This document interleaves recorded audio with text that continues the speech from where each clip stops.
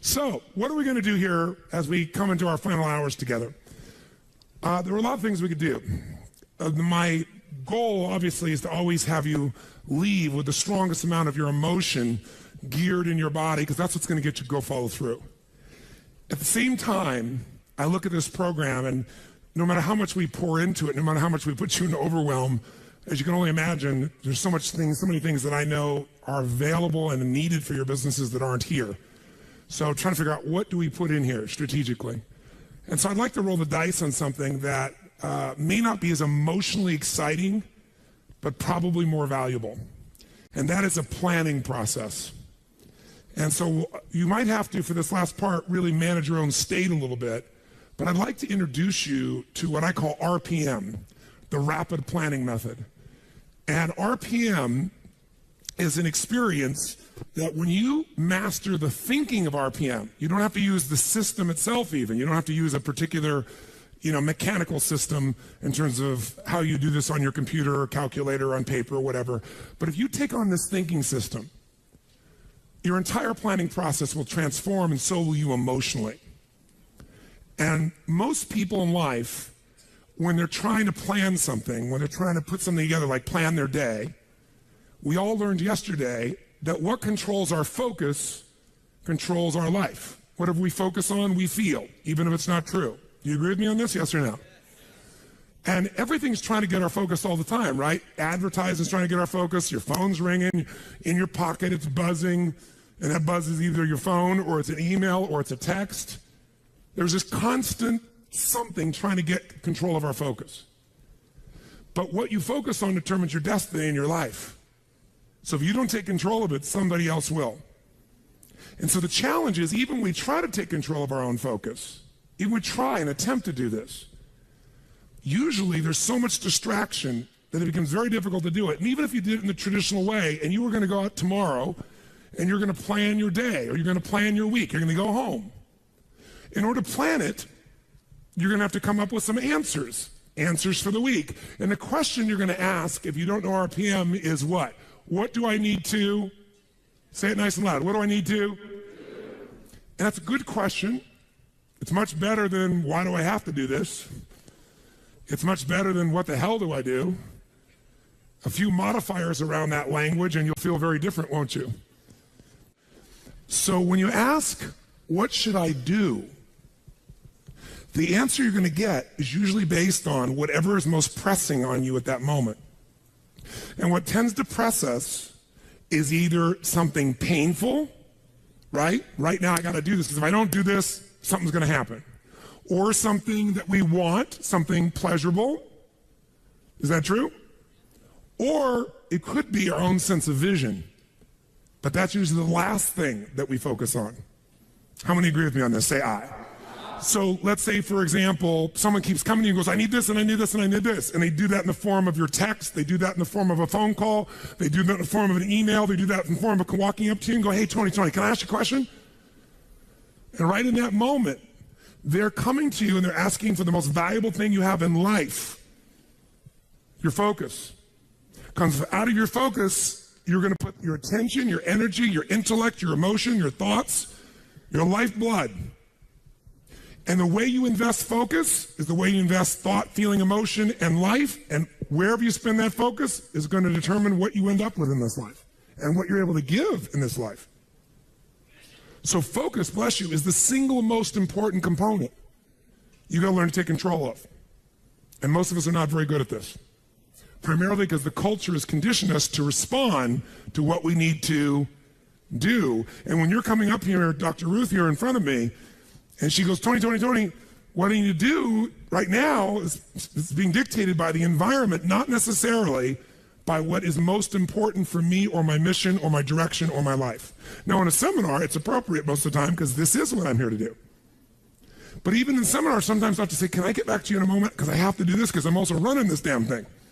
I'm not just on stage, right? So the combination makes me have to look at it. And there's an army of people back here running it, and I got to help them, or they got to help me, and a lot of moving parts. So sometimes I got to stop and not let you take my focus, even though I'd like to give it to you. But if I were to ask, what do I need to do? I'm going to get a certain quality of answer. Let me give you an example of what I mean. True story. President, I won't go any deeper than what I can reveal without being disrespectful in any way, shape, or form. I would never do that. But it's a known fact, because it got out in the newspapers. There was a stage when President Clinton called me. And when he called me, he literally called me up and said, and I'd known him for a little while and worked with him prior, but he called me up and said, they're going to impeach me in the morning. What should I do? And I kid about it today. I said to him, well, could you have called me sooner? But what truthfully I said after that was, I can give you my answer to that question, but I don't know if that's really the question you want to answer. Because the answer of what you should do requires a different question to be asked first, which is what's most important to you? Because if what's most important to you is to stay in office, then obviously you should just keep doing what you're doing, because even though they'll go try to impeach you, they won't have enough votes and you'll stay in office. But if your outcome, what do you want? What's your outcome? What's the result you're after? That changes what you do. If your outcome is to regain respect from mothers, fathers, what they can say to their children about the President of the United States, then based on that, you might have to do something different. And I said, it's easy for me to say, because I'm not in your position and I'm not facing an inquiry in the legal side. And he said, yeah. And I said, but you're also a lawyer. Now, you certainly know the law. And I said, you know what you can say. He goes, yeah, well, you don't have somebody coming at you, stars coming after me. He's trying to do this, trying to do that. I said, I know that. So I'm not telling you what to do. You're just asking me what to do. I won't tell you that. First, you got to tell me, what do you want? If you don't know your outcome, if you don't know the real result you're over and you answer what to do, you may even get what you want. You may do that, get the result, but it's not the result you really wanted. That's, again, the difference between strategy and tactics, isn't it? Which is one of the single most important lessons I hope we got across to you this week. So you got to learn to ask a different question than what to do, because how many of you found out that it doesn't matter what the day in your life is? If you really write down everything you got to do, there's no way in hell you could do it all. How many agree with me on this? Raise your hand and say aye. So most of you start out in the old days with a little time management book and you used to write down all your to-dos, right? How many used to have one of these? Right? You write down all your to-dos, and then in the early days, you actually put like A, B, C priority maybe in the very beginning. Anybody get that anal to be able to do that? Separate them out so you focus on the priorities, and then maybe even plan when you were going to do them in your day. And that lasted about how long? You still carried that book around with you in those days when it was on paper, remember that? But what it was your address book in those days, because you didn't have an iPhone, right? It was your calendar and your address book and a few crappy things you wrote down. But you never sat down and wrote the whole list out, because you knew you weren't going to do it all, and it just felt like hell every day to rewrite it all. Who can relate with what I'm saying as being true? Say aye. So when I only had one company to run, I was just a kid, I went to one of those programs prior to the days of Franklin and Covey and all those guys. It was called the Time Bank. And we had this 3-ring binder like this. It was so cool, and it had its tabs and had my calendar in the front so I could schedule things, and have these daily little tabs. I could plan out the day and write my to-do lists. And then it had my A through Z's in the back where I could file under people's names and things, all the details I needed. And that was all the phone information, because there wasn't email in those days. And you carried around this little mini suitcase of these big rings, and it worked really cool. It was great. But I learned once I had 2 companies, and then 3, and then 4, then 5, there was no way. My to-do list got bigger and bigger and never got to be done. And I found myself not writing it down. And then I found myself doing it in my head. And I got a pretty good memory, but man, that was painful. I felt the shock of it all over again. Bottom line is, I said, there's got to be a better way. And I kept thinking, what controls our life is what we focus on. What we focus on, we feel. What we feel and focus on, we move towards. Wherever focus goes, energy flows. So wherever your focus goes, energy flows. So if I want to control my focus, the most powerful way is by asking what? Better questions. So I need to come up with a better question, because what to do is a painful question. And it's a stupid question very often. When you're starving hungry on the first day, what to do is obvious. Go get some food. But some of you, in spite of the hunger, and those of you who've never been to a program in my mind, the pissed offness with Tony Robbins that he would go so long, They went back, they go, but this is not right. And so they said, then go get some food. They go, no, but I don't want to miss it. Now, our fault for not communicating in advance, but the point of the matter is most of you decided what to do based on a larger outcome than the urgency of current pain. You decided, no, what's most important is to get this material, even if it's a little painful in the short term.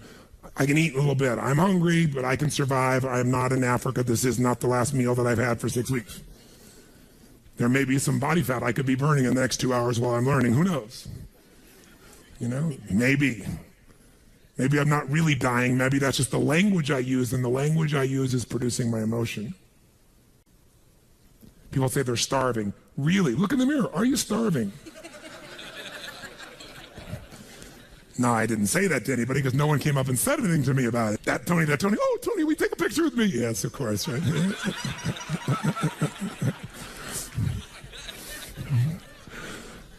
My point is this. Where focus goes, energy flows. You must control your focus. You do it with questions. If you ask the same questions as everyone else, you end up with the same answers. So, how did Bill Gates change his economic world? He was a software designer who didn't say, how do I make better software?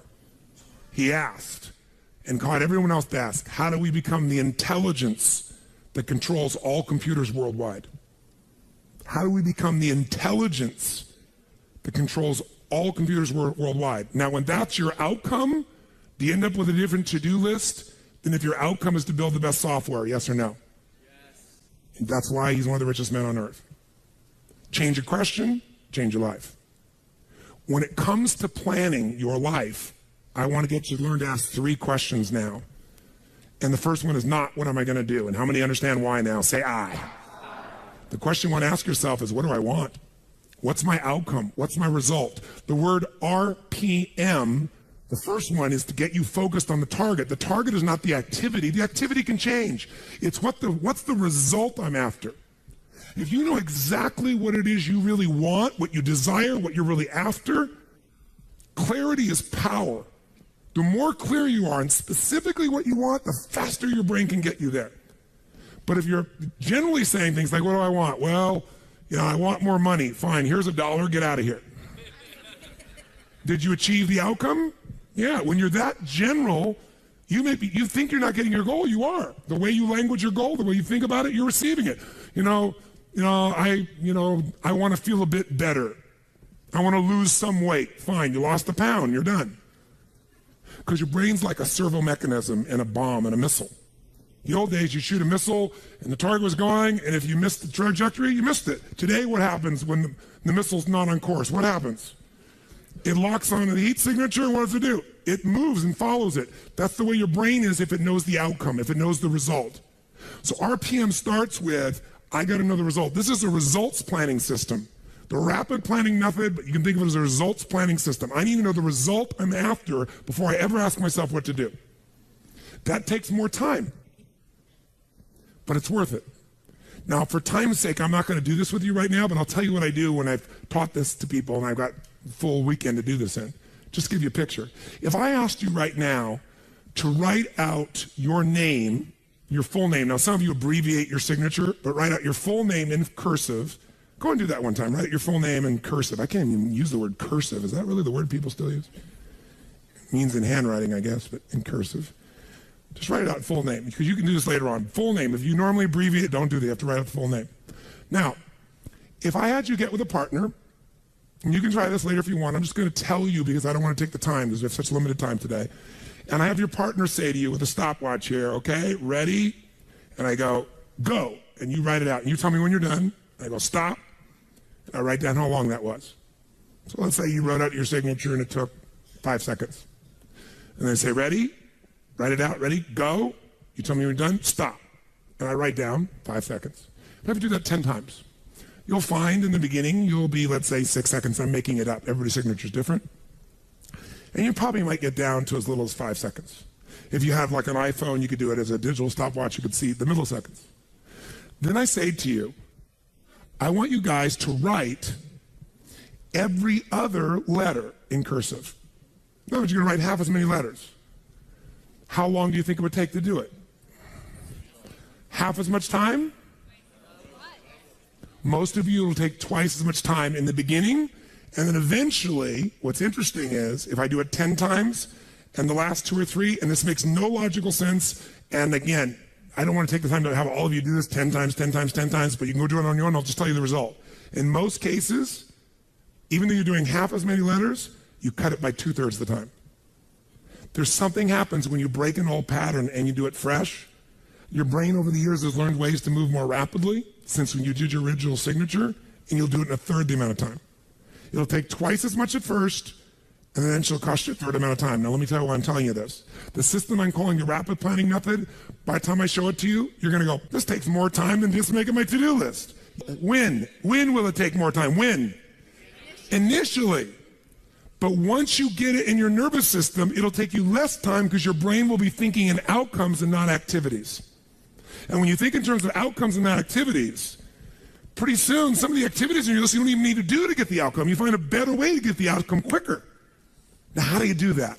Yes, 3 questions. Question 1, what is my result? What is my outcome? What is it I really, truly want from this? If you're going back next week, and you say this next week, what are the most important what? Outcomes for me to get this week in my business? And you just write those outcomes out, not your action items, the outcomes. If you do that and nothing else, you'll be ahead of the game. And if you just keep looking at those outcomes every day, how am I doing on that outcome? Your brain will come up with ways to get to that outcome. I promise you. Focus on outcomes, not on activities. Action for most people, activities, most people may mistake movement for achievement. They mistake action items and to-dos for achievement. We're after the achievement. Are you with me on this? Yes or no? Yes.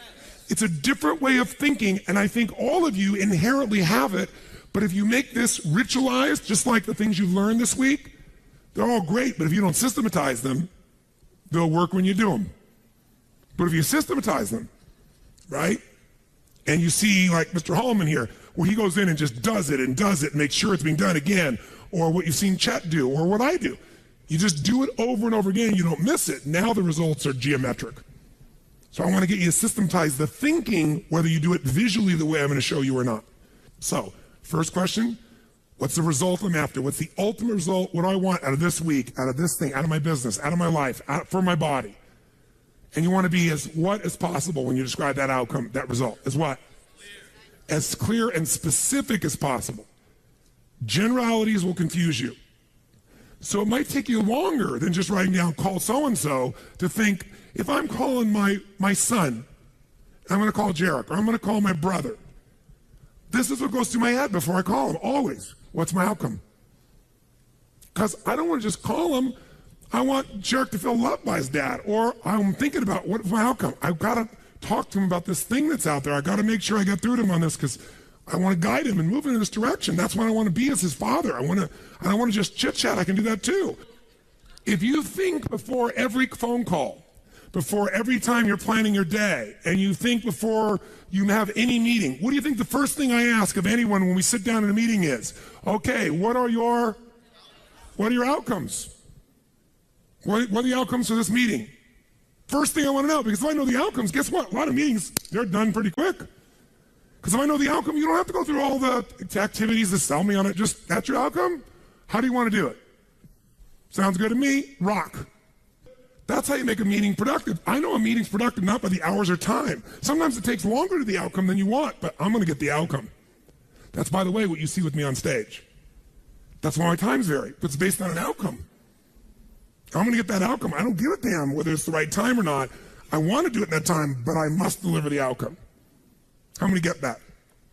And by the way, how many like to have your company focused on outcomes, results, and not activities? Say I. People say all the time, well, did you get that done? Well, I left them an email. I left them a voicemail. I've sent them 3 emails. How many times have you heard that? When that happens with me, I'm like, but I don't show it. I just like, really?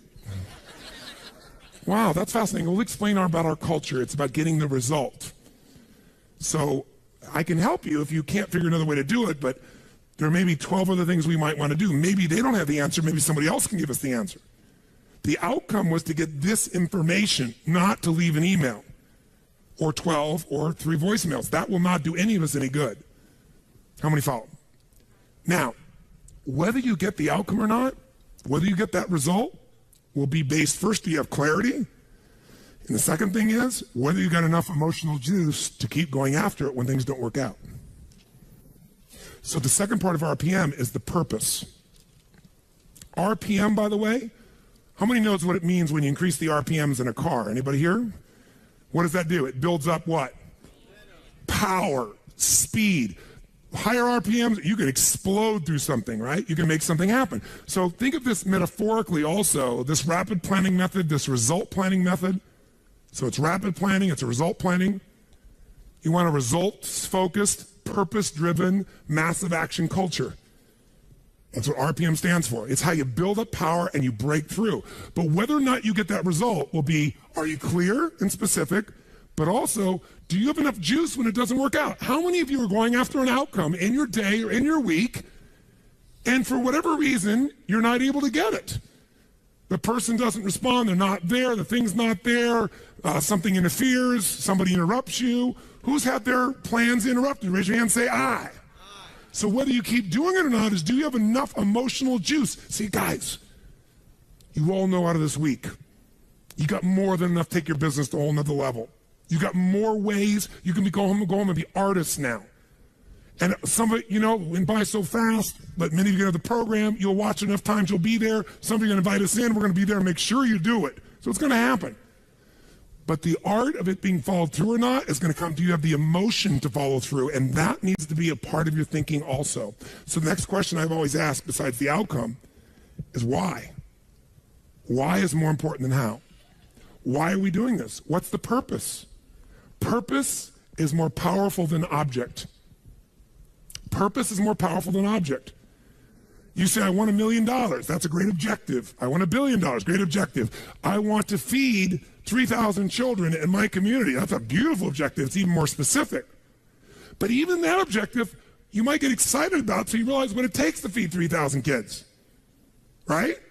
And the politics involved, and all the people that don't follow through. And then you have this good intention, and somebody else is pissed off because one of the kids didn't get fed, right? And you did everything you know how to do. What's going to make you keep going? Purpose. Why do you want to feed those 3,000 kids? Why do you want to make that $1 million, that $1 billion? Why are you going to take your business to the next level? Why is the most important thing to know? Because that's where all the emotional juice and fuel is to actually get you to go through when the challenges show up. Every person you see who's on fire and is successful knows the why. You know what the problem is? You might know the why in the beginning. You wrote a mission statement and stuff like that. You got to know why you're doing this right now. This right now. That's what's going to engage you and activate the why. You might have a why, but it's not active. How many follow the difference when I'm talking about here? Say I. Otherwise, that little law of familiarity shows up. Well, we're doing this because da-da-da-da-da, and you repeat the why, but it has no emotion behind it. See, if I take a stick pin, no, I don't see anything like that, but you know when a woman has a blouse and they have like a little stick pin in it? Let's think that stick pin is a word. And I take that stick pin and I throw it at you. Are you going to feel it? Barely. But if I take that little stick pin called a word and I wire it to the back of a giant iron bar called emotion, now I can take that stick pin and put that thing right through your heart. That's the power of why. RPM. R is the result, the outcome, what you're after. P is the purpose. It's the why. 80% of success is why. 20% is how. Get a big enough why, people will figure out how to do it. Yes. How many agree with me on this? Say I. So you better know your why. So, talking to the president, tell me something. What's your outcome? And then why? And then once we know the why, we know what you're after and why, then the question is, how do we do it? We know what we're after, why, how do we do it? By the way, are there lots of hows to get to an outcome, yes or no? Yes. Are there many paths to get a result, yes or no? Yes. Some are more efficient than others. And you're not going to know. So you know what you do? You brainstorm out all the hows you can think of.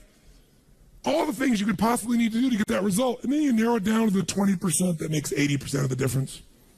And you'll find out you don't have to do that whole to-do list. In fact, wouldn't it be nice to write your whole to-do list and not do it and still get the outcome? How many prefer that? Say I. That's RPM.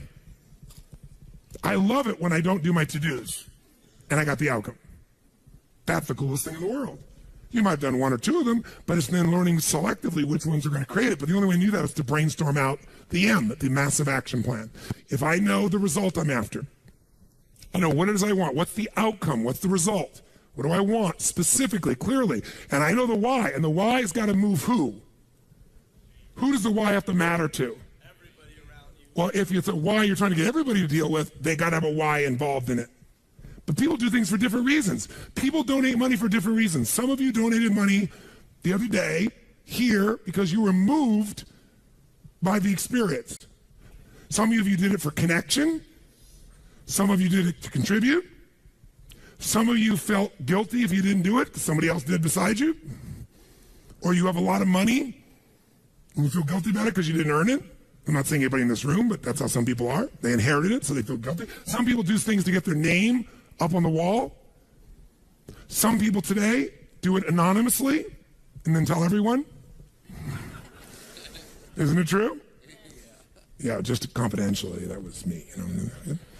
And everybody tells everybody that it's anonymous. They're doing it for significance. Some do it for connection. Some do it for contribution. I don't care why a person does it, but we do it. But if you're going to work with a group of people, you better make sure the why touches on all their needs. Does that make sense? When it's you, whose why does it have to be? Whose why does it have to touch? Whose purpose does it have to be? Your own for you to be moved. So if you know the result and you know the purpose, now you need the M, which is the massive action plan. We also call the massive action plan the map. It's your massive action plan, your map. How are you going to get there? What are you going to do?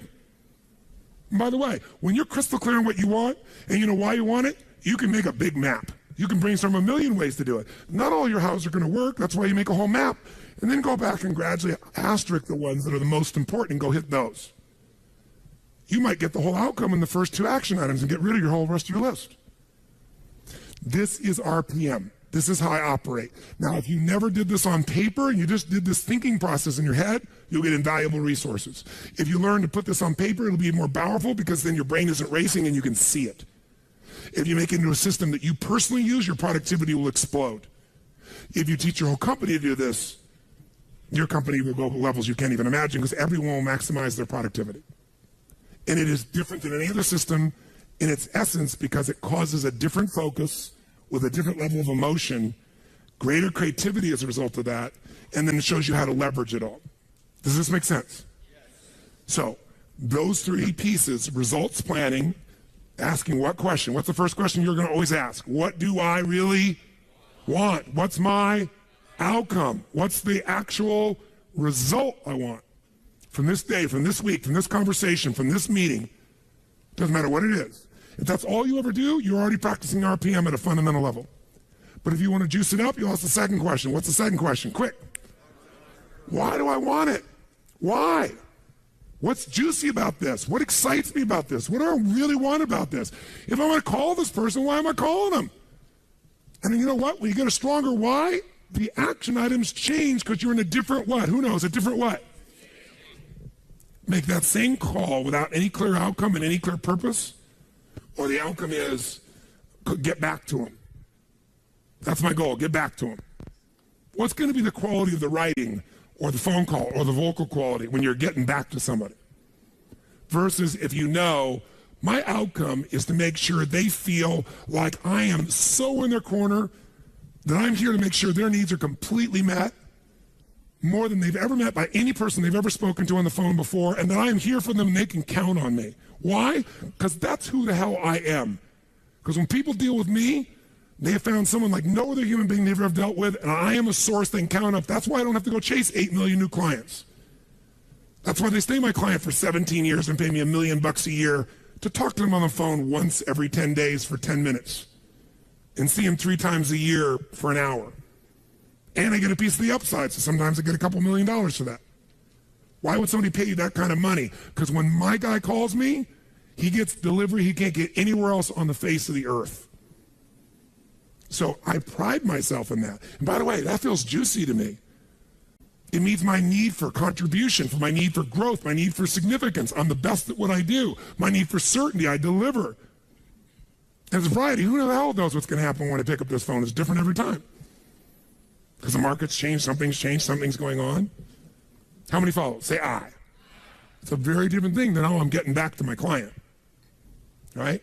And the way you're going to come across is different. And everybody will go, wow. And in life anyway, by the way, the people who are the very best on earth that get paid everything like 100 times more than everybody else, they're just a little bit better than everybody else. It's like, you know, a bear's chasing you. I don't have to be that fast, just that much faster than you. Right? In life, you just have to be a little bit better than everybody else, and you get all the rewards. And that little bit better, to me, is RPM. Okay? Now, RPM is also a visual chunking system, visual way to chunk. Remember the other day when I showed you this little concept of this chunking system? Where, you know, you have this to do, and this to do, this to do, I gotta do this, I gotta do this, and this, and this, and I gotta do this, and this, and this, and this, and I gotta do this, and this, and this. By the way, this is what happens when you ask yourself, what do I gotta do? Which I'm gonna show you, you should still do. You should ask yourself all things you do and write them all out. And then when you've written it all out, you look at this and you step back and you say, okay, but what do I really want? What do I want out of this project? What do I want out of this day? What do I want out of this week? What's the most important outcome I can get out of this day, this week, this project, this element? What result do I want? You go, well, I see this and this relate to that, but you know what I want this. Oh, if I want this, then this and this and this and this and this and this and this and this all fit into that targeted outcome. How many follow? And I might go, you know what else? I also should do this and this to get that outcome. They're not even on the list. But these might get me there faster than all three of these. Oh, by the way, this and this and this and this and this and this and this, all right. Oh, and guess what? This and this and this and this and this, all right. And guess what? There's my day. 1, 2, 3. 3 outcomes, 4 outcomes, 5 outcomes. It's a different world. You will get yourself completely out of reaction. You start to take control. My question to you is this.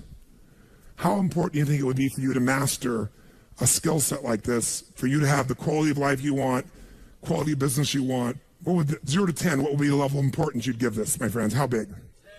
Where would you put it for you? 10. Raise your hand if it's a 10 for you. Let me see your hands. Good. I'm not going to teach you today.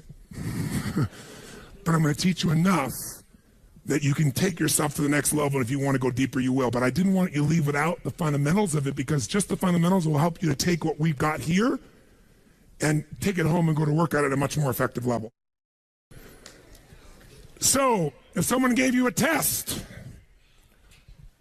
and they asked you, what would be the fastest way for you to change your productivity? It would be stop focusing on what to and focus on your, you do nothing else but that.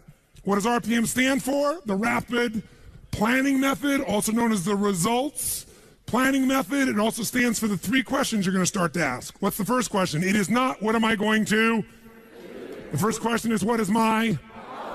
And then as you get more clear than that, outcome starts broad. To make it more specific, you say, what's the specific what? Result that I'm after. What do I really want? What's my outcome? What's the result? So usually I start out with outcome because it's broad, and the result makes you make it even more specific. Okay? Start broad, get more specific. And by the way, writing that down, you might write your outcome and scribble out and rewrite it a few times till you got something that really grabbed you. That takes more time than just writing a to-do down. But it's time well wasted, if you want to think of it as wasting. And pretty quickly, by the way, you know what you're going to find out?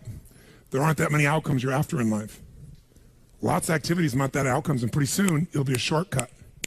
Just like rewriting your handwriting, you won't just cut the time in half, it'll cut it by 2/3, because you'll know right where to go. That's what starts to happen. You start developing what I call pathways of power, where you know, this is what I do, this is how I do it, this is how I get to that result.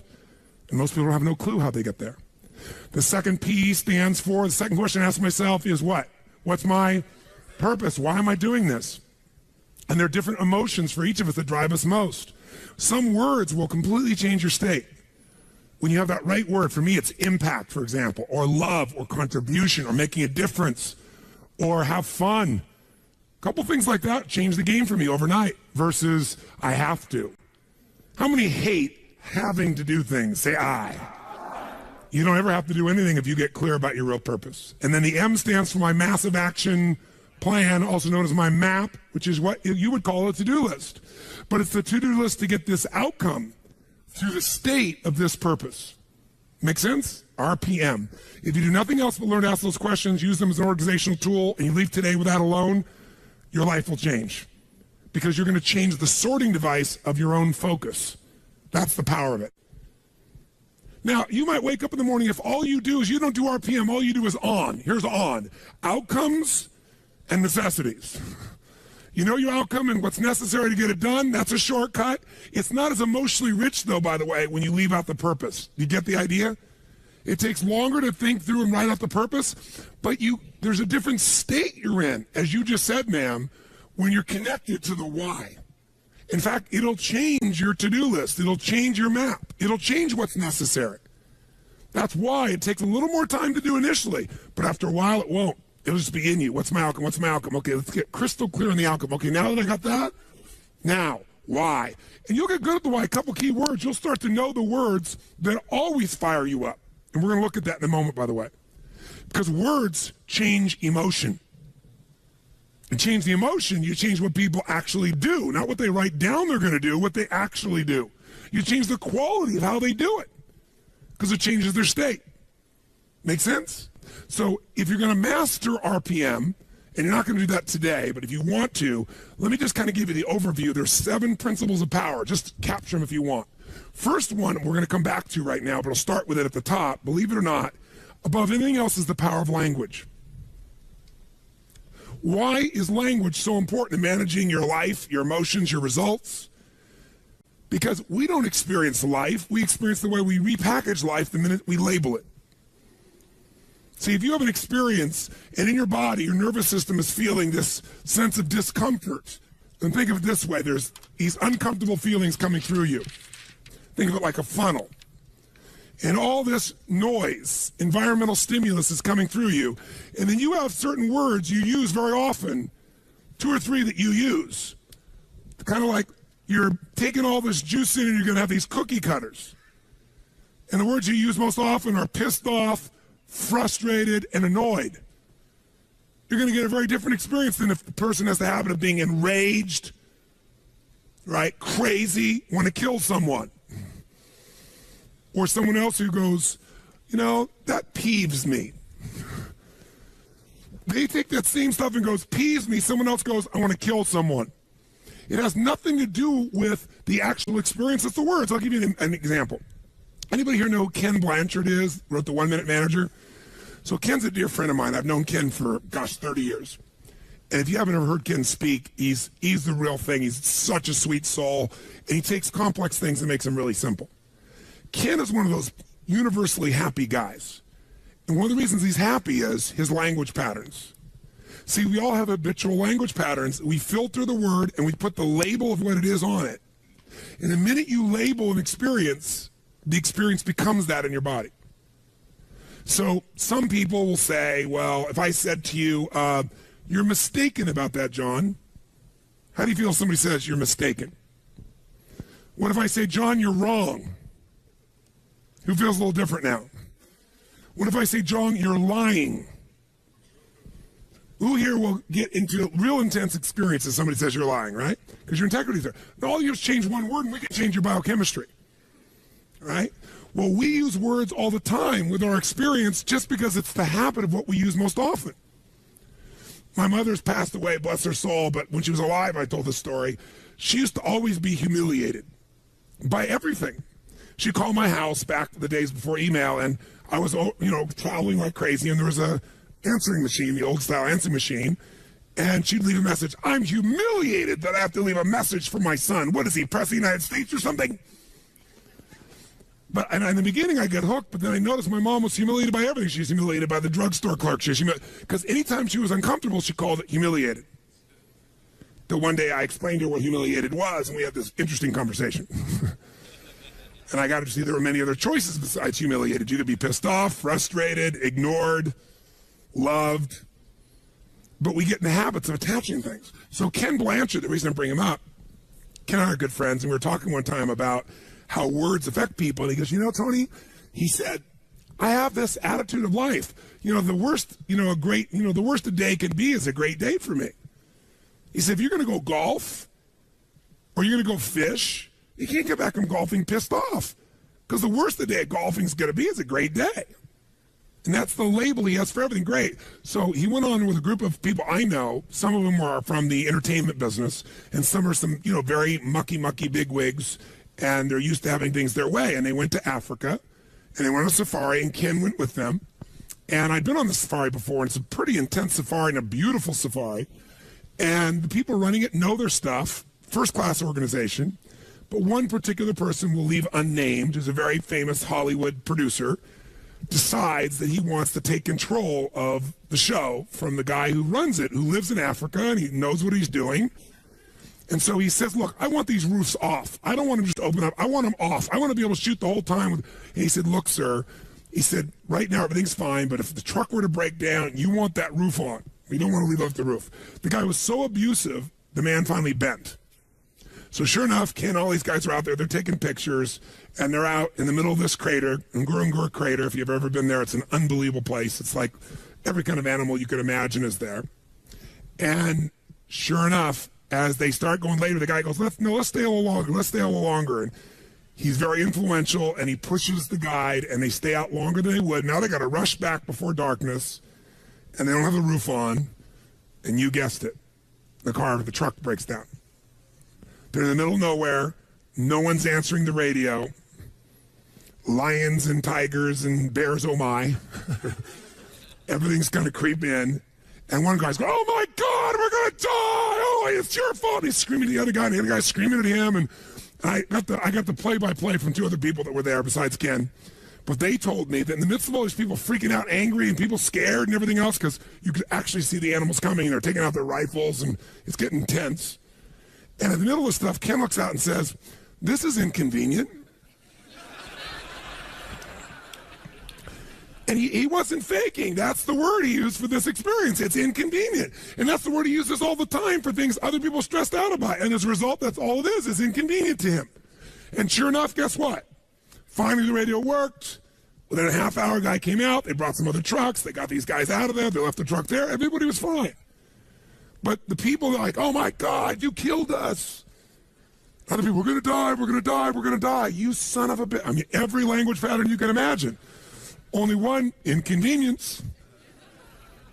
Much of your life has nothing to do with your life. It's the way you use language habitually. Language is the trigger for meaning, and meaning equals emotion. So when I think of RPM, it's about language, because it's about the questions you ask, because those questions control what you focus on, but it's also the words you use to describe your outcome, the words you describe to describe the why. One word can change the whole game. If your description of you're a stockbroker, and what you describe, what you do is you go, I got a cold call on people every day, that's not going to get you moving very much. Remember, one guy I was talking to, he was so much more successful, he was brand new, he was blown by everybody, so I went and interviewed him. Because, all these other people are bitching and griping. He was having such a great day. I said, what are you? He goes, I'm a treasure hunter. I said, what do you mean? He goes, every time I call the phone, I'm searching for buried treasure. You see, you don't get treasure every time, but when you get it, there's going to be, if you keep digging, there's going to be a treasure. And sure enough, you get one client that would do more business for him than all the other guys got. But the difference was when he called people on the phone, he's searching for treasure. Does that change the state? Does that change the quality of his voice? Will that actually change the result he's likely to get with a stranger? Yes or no?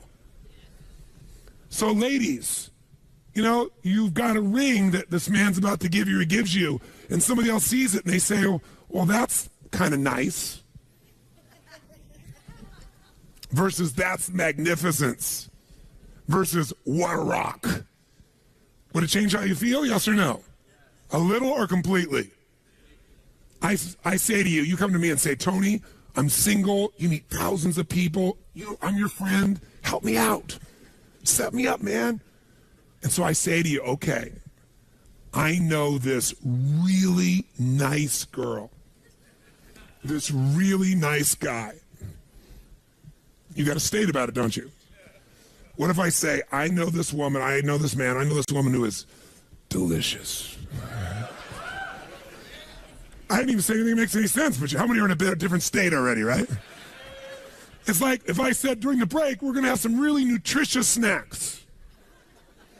Yay. Even people that are health-oriented are like, yay. But when I say it's delicious, does it change completely how you feel about it? Yes or no? You have to know every moment of your life. This is not about planning. It's about creating. Think about planning as creating. Whenever I think about planning, I'm creating something. And you create things with both your vision and your language, and then your action. But your vision and your language will shape how you feel, which will shape what you do or don't do. So this is the part that takes more time in the beginning, takes longer, but it's so much faster because once you know the patterns of what move you, you just use that and boom, it's like knowing the light switch to turn yourself on and rock and roll. And anybody who's the best in the world at what they do, they know how to turn themselves on every time. They know their triggers. That's what RPM's really about too. So this is not some frickin' time management program. Like, because every system, I don't care, and obviously Mr. Covey is a dear friend of mine, senior and junior, right? This is not Franklin Covey. This is not a little planning system. This is not pulling out your BlackBerry. This is not using things or whatever tool you use. This is a system of thinking and feeling and producing massive results that you want to take to whatever system you go to, and ideally maybe have a system that is set up this way. But even if you don't, you can do it with just the thinking process. So I want you to start with this first principle of power, this principle of language, which you might think of as the principle of passion. That's really what it is. The power of language is it produces passion. And by the way, passion is the genesis of genius. It's a great quote by a brilliant man, Tony Robbins.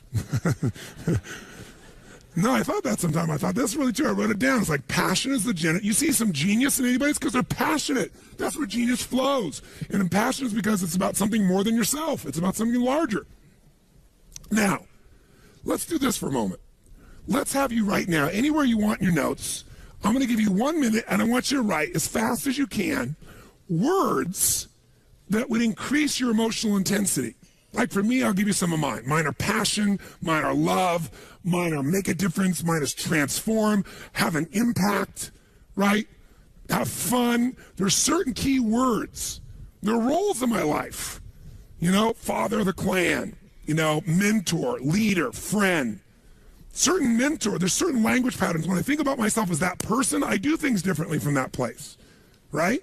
So I want you to just write down any words at all for 60 seconds. Just write down real fast, what are some words or phrases that would excite you or juice up your life if they were being used regularly, that'll move you emotionally. Choose words that you're associated to, either in a context like your health or your business or just overall words. Just write words that would move you. And if you write a word and it doesn't move you so much, cross it out and write a different word that moves you more.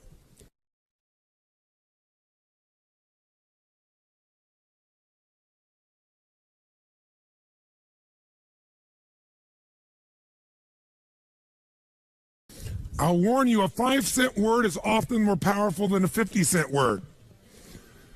You can say, I am becoming a facilitator of transformational change around the globe at this moment now.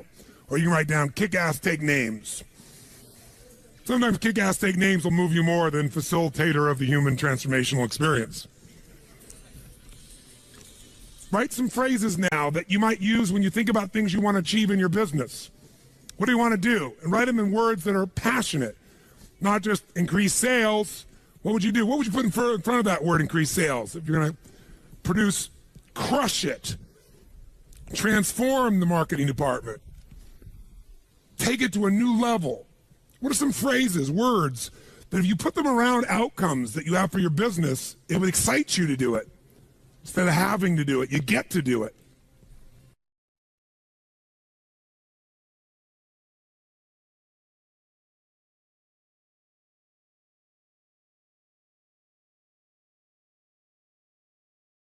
Can you think of an activity that you normally do not like to do? You'd rather have somebody else do it if you could. Think of an activity like that right now that you either put off, or you try to get other people to do, or you finally do get other people to do. How many can think of an activity like that? Part of your business, part of your life. Great. Someone stand up and tell me what that activity is. By the way, Stand up if you can remember also a time when you did the activity and you actually enjoyed it. It was an exception, but you actually enjoyed it. Who's had both those experiences? Something you hate to do, but then you had a time you can remember where you really enjoyed doing it. It was the same activity, but somehow it worked. Okay, how about right here? Yes, give her a hand. Do I have to tell you a BMI hand, ladies and gentlemen?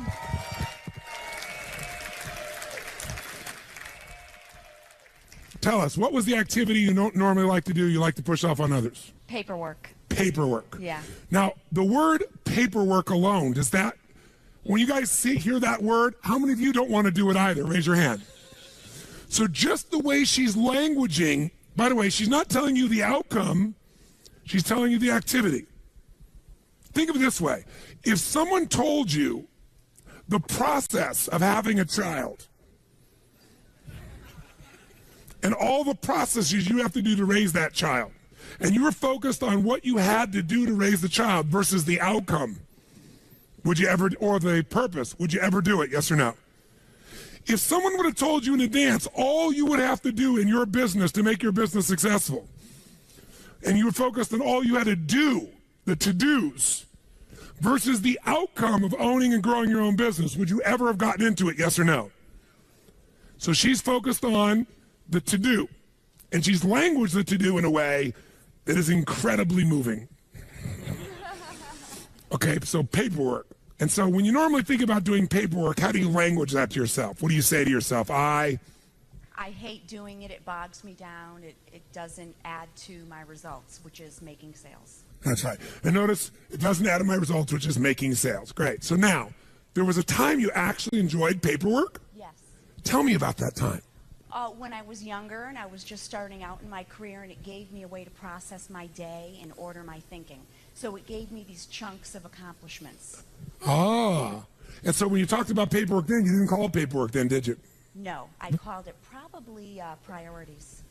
Yes. What did you call it? Priorities? What? Probably priorities. So what would your phrase be back then, do you think? When you're thinking about this, you'd say, I'm going to get to, or I'm going to do. I'm going to prioritize my day. These are my projects. Ah, she called it prioritizing her projects.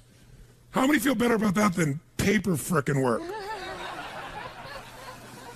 Now, if she just changed that language alone, I want you to think about right now. Do you have some paperwork waiting for you at home?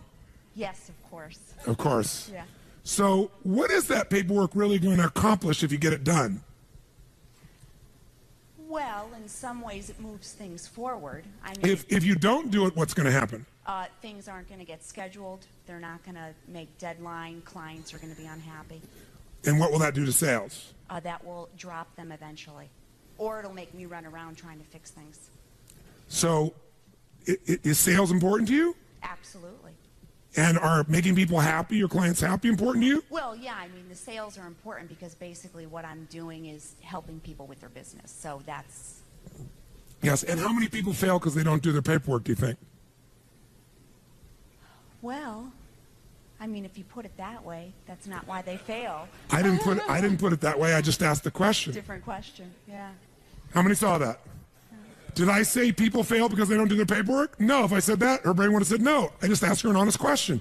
How many small businesses do you think fail because they don't handle their paperwork, i.e., they don't handle the individual transactions and the details of their priorities effectively?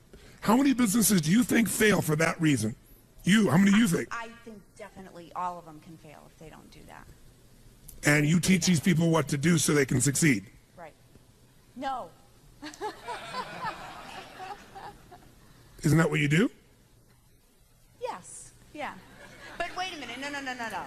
When you're talking about paperwork. No, I don't talk about paperwork. I talk about results. Right. And part of the result of a sale is to capture it, deliver it in a form where it can be both followed through on, accounted for, details of. Otherwise, it's part of a chain of value. You can't just get someone to say yes and have them get the final value. Most people like to simplify to just the yes. But the real value is not getting someone to say yes. Salespeople think that way. The real value is delivering each step of value along the way that allows you to continue to get that value back to the customer and clients. If I said to you, what's more important, a molecule or an atom? The atom. Really? Well, the molecule. Okay, which one's more important? The molecule or the cell? The cell or the organ? The organ or the body? Right. It's The body or the community or the ecology or the planet or the solar system or the universe. Which one's more important? To me, it's the little things that make up the big things. I don't know if that's quote unquote the right answer, but it's the little things that make up the big things. So to me, that's more important. Is paperwork a little thing or a big thing? Well, it's a little thing, So that's the most But important thing is the little things? but it makes up a big thing, which in the end you could say would be important because it feeds the purpose. It feeds, look at her face, it feeds the purpose. Yeah. Paperwork purpose. Right. Oh my God. So let me ask you a question. It's an epiphany. How important is paperwork? How important is paperwork? It's very. 0 to 10, where would you put it? 10. Yeah. So maybe we need to call it something different than paperwork. What is it really? If you were to name it today, not just what you did in the past, what is it really? It's the steps to getting to the purpose. If I had to read It's also a promise that's Yeah. being kept. Right. Are you about keeping promises? Absolutely. Have you dropped out your promises because you didn't have your paperwork or priorities organized? Sure, or stressed Or out have other about people it. dropped it out because they didn't get the information needed in a timely fashion? And most businesses, you're telling me, probably fail because they drop out the little things? Absolutely. Because they think it's a little thing when really most people are majoring in minor things, and this is not a minor one, is it? But we start thinking it is, and the minute we give it a label that it's a minor thing that doesn't really matter, Yeah. then what happens is we no longer give it the focus, and we don't give it the focus, and then it bites us later on. The truth is, which one is more important? The molecule or the atom? The molecule or the cell or the organ or the body? Which one is more important? They're equally important. You take any one out of the chain of existence and the whole thing collapses. There is no little things and big things. There's just the things. There's the things that matter. Is this one of those? Yes. If you were going to coach your son or daughter or a child or a dear friend in a business, what would you tell them about paperwork? I would tell them that if it's important. Can you hear the change in her voice? How many hear the change in her voice? Does it change? Is there a power in her voice right now, yes or no? An authority? Go ahead, tell me what you tell them. You tell them what? That paperwork is extremely important to the outcome. It's, part of the passion of the purpose, and that's really all you have in life. And I did have that conversation with my daughter. Give her a hand, ladies and gentlemen. Do you see how important it is, A, to be aware of your language? Language creates meaning. Meaning creates emotion. Emotion determines what you're going to do or not do. You can never again think about time management in terms of to-dos. You need to start with language. The questions you ask and then the words you use to answer it. That's why you got to craft your outcomes, craft your results, craft the purpose. Takes longer, but you'll do it. Not only that, you'll enjoy it.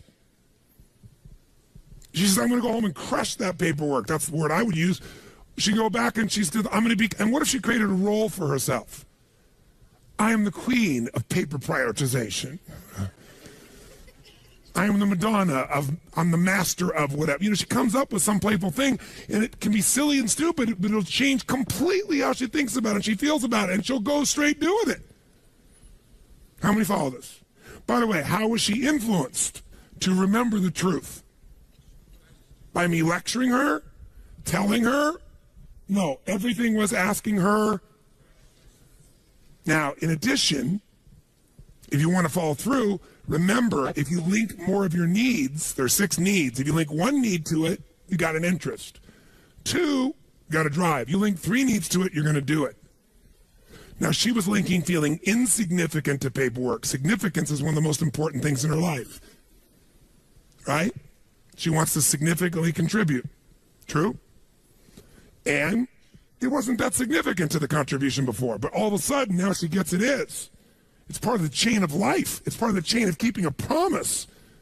It's part of the chain of my integrity. It's part of my chain of being able to make a difference. And you know what? Everybody else is lousy at it, and I'm not anymore. Because how the hell can I help somebody else if I don't do it myself? And so now she sets a new standard. So now it's significant. And by the way, if you want to make it more fulfilling, she can also say, you know, I'm connected to it because it's connected to the what, she said? To the outcome. There's a purpose here. Now there's connection. Now, doing this helps me to contribute. Well, I'm starting to meet a lot of different needs: contribution, significance, connection, love. That's enough to get her to do it. Now, when she goes home, she can even develop a strategy to enjoy it. Like I interview people that do things that other people hate, find out how they do it. Somebody loves to clean their house.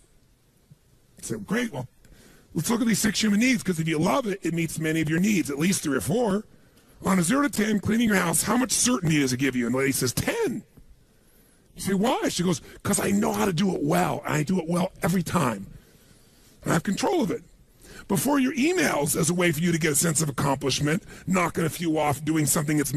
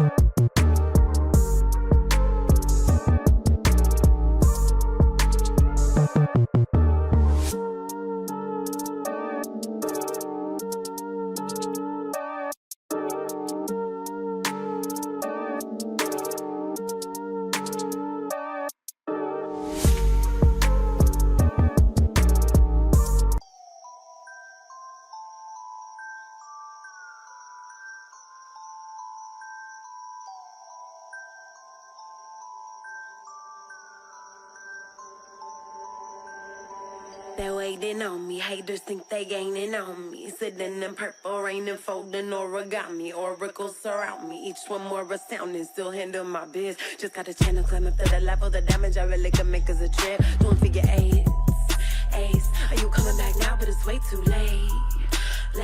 Just trying to be grateful, just trying to be great. Yeah, and one thing it taught me is this is a moment to get it. So have faith and don't hesitate.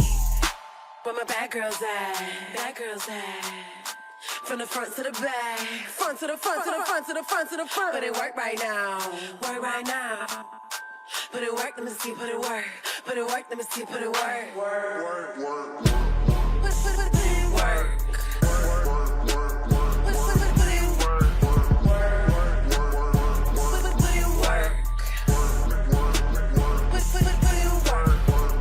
Never land, never let my feet touch the floor.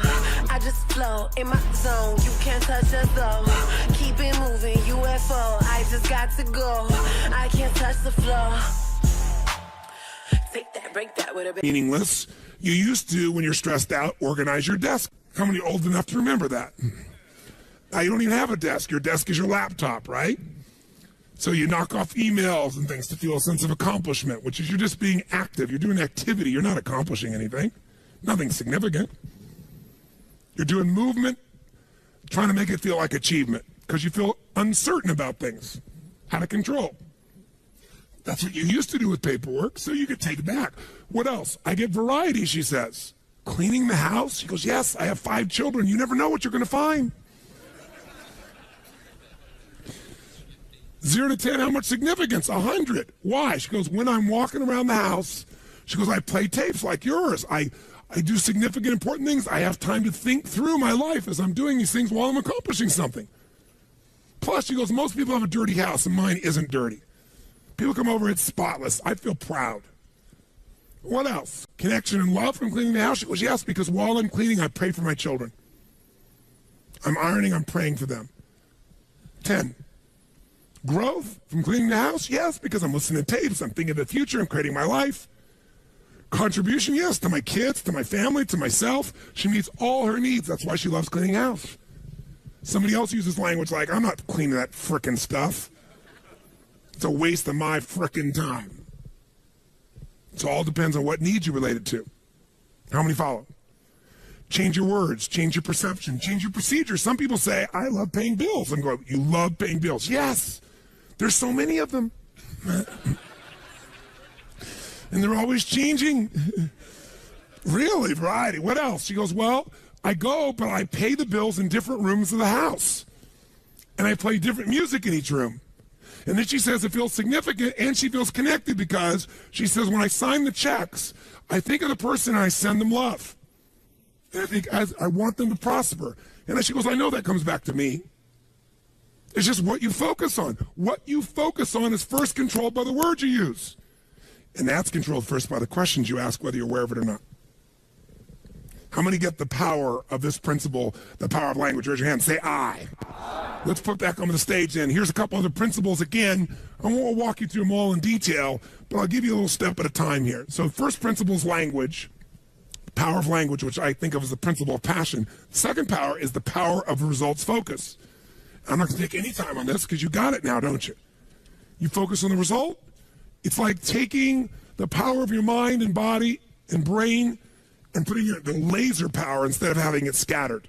You're no longer scattered on activities. Third principle, really, of RPM, is the power of purpose. No more time on this one. You got it. Does the why change the how? Yes or no? Does it change the quality of how you go about it when you're doing it for a different reason? Yes or no? I'll give you my core belief in life. Motive does matter. Motive does matter. If you want to know my pain in life, my ultimate pain is people think of me as a motivator. I hate that term. Mr. Motivator. You know, people go, I don't need any motivation. I say, well, that's good because that's not what I do. Right? No, they'll have a nice big belly. They go, I don't need any motivation. I'll go, that's obvious. You're highly motivated to eat. Right? I'm the why guy. I want to know why you say you want to lose weight, but you keep eating. Because what motivation is your motive for action. I'm very interested in what your motive is. You should understand your motive, your why, your purpose. That's where all the power of life is. And I believe motive does matter. If your motive in your business is just to make money, you can make it because you're focused on it. But I believe life moves to support whatever supports more of life. And I think a reason why Home X or a Zappos grows the way they do is because they have a higher purpose as well. And a higher purpose is to serve something more than themselves. See, if I'm just trying to meet my needs, I'm going to get a certain level of insight. And I looked at my life throughout my life over the last 30 years and thought, stuff happened at times that anybody who was there would go, that's impossible. No way that could happen. How could he know that? How could you shift that person? How could you change that situation? I've had these moments throughout my life. And I believe insight comes because I wasn't focused on me succeeding or failing. I was completely focused on serving them, and the insight shows up. You're trying to take care of your family, you're going to get a different level of insight than just yourself. Trying to take care of your company, even bigger insight. Trying to take care of your community, trying to take care of the world, humanity, without being ego, not saying it. If that's really your intention affects the quality of what you're exposed to, of the insight, of what comes through you. Motive does matter. And we can always shift our motive. And there's nothing wrong with wanting to meet your needs and others. The game changes. And by the way, if you do this in your planning, i.e. creating, the game changes. Okay? You make it a ritual. RPM is a ritual of questions. You got to get it in your body as a sequence. When you get it in your body as a sequence and you lock it in and you condition it, it'll just happen. It'll happen like, what do I need to do? Used to happen inside of you. Next principle, number 4, it's the power of mapping. That means that once I know the result I'm after, once I know why I'm doing it, I got the right language, I need to come up with a map. You know what's interesting about a map? It doesn't always work. How many of you ever used before, in the old days, before they had Google Maps, there was a company called MapQuest? Whoever made the fatal mistake of using this crappy product? And what happened if you use MapQuest? What usually happened? You ended up getting a place worse than if you would have guessed. Because their map had nothing to do with the reality of the territory. Well, the more you do something, the more you're able to come up. The first time you do a map, you might be a little off. But if you do a map again and again and again, pretty soon you start learning the pathways to get to a result quicker, don't you? When you start making these maps, these action items, you're going to start to find certain ones get you further than others. And pretty soon, what took a long time, you're going to know the shortcuts. Oh, I know how to get from here to there quicker. I know the map. That's what used to be your to-do list. Now it's going to be a map to an outcome that's being fueled by your purpose. Okay? And then very quickly, as a principle, number 5, the power of chunking. So you've been in this seminar this week, and you got all this information. And I've attempted to get you to at least capture it in one place in the form of principles and actions. That alone chunks it a bit. That means you could turn that part of your book, kind of review the principles, right? You know, you can read the whole book, look at the principles, and you can look at your action item and say, okay, what does this relate to? You could just make it a to-do list of all these things you're going to do and figure out when you're going to do them. Or you could take all those to-dos. You could say, okay, these all relate to marketing. These are all the actions related to the outcome of making sales better. These are all the outcomes made towards culture and improving my culture. And you could take this random list of to-dos and maybe fit them in 6 drawers, 6 categories. See, years ago, I started doing chunking. I started to realize I could get out of stress very quickly if I just learned to chunk things. I'd not only get out of stress, but now when I thought of my day and I got interrupted, instead of going, oh my God, I got 57 individual things to do, there's only 3 things I'm after today. I get refocused on my outcome. How many follow this? Say I. You can do this with your project. You can do this with your week. You can do this with your company. So after a while, I came up with this idea. What if you could imagine your own home, the home you live in right now. What if we could take everything out of your house and you weren't there? And we dumped it all into just boxes. And the boxes got all collapsed into each other. And you were going to move, and you weren't around, and then people just took all your stuff and just dumped it in the living room of your new house. Everything mixed in there. Underwear, toilet paper, soap, tissue, notebooks, computers, books, cosmetics, all mumbled and jumbled together in the middle of the floor. Would that be somewhat stressful for you? Yes or no? But what if, in advance, you took everything in your life and knew it would fit into one of, let's say, 2 chests of drawers, 6 drawers in each, 12 drawers. Maybe they may be giant drawers, categories. Like everything fit into, home appliances or cooking or intimate wear or whatever. If you had those 12 and everything could fit in one of those, you could take anybody in that room, once they knew those categories, how quickly could we transform that living room? How fast? Yeah. Oh, this goes here, this goes there, boom, boom, boom, boom. And by the way, when it's done, how quickly could you then get what you want? You know exactly where to go, put all your focus in there, you open the drawer, you find what you want. Wouldn't you like to be able to do that with all your outcomes? All your action items? I'm going to show you how. And this process is a simple way of managing your life. And I'll give you the big picture first for a moment, and I'll scribble it up here as a chunking device. Think of your life this way, as a gross generalization. And by the way, chunking is an art, not a science. What does that mean? Is there a right way to do chunking, yes or no?